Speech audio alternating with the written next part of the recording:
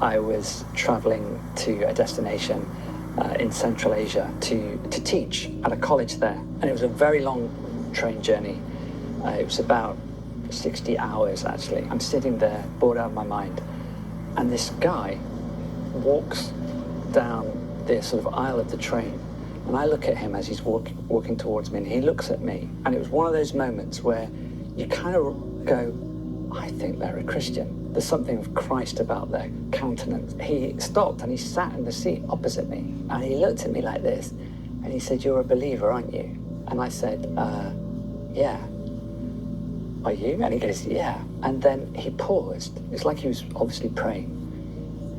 And then he said, "I think there's something I need to give to you." And he had a little satchel, and out of his bag, he handed me something. I was like, "Wow, what's this?"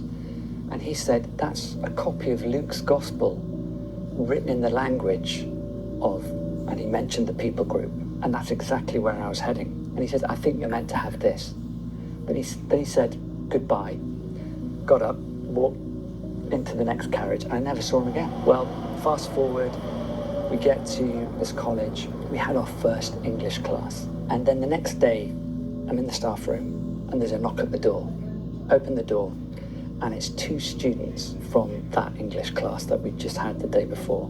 And they said, "I know this sounds weird, but last night when I went to sleep, I had a dream. And in that dream, a man appeared to me.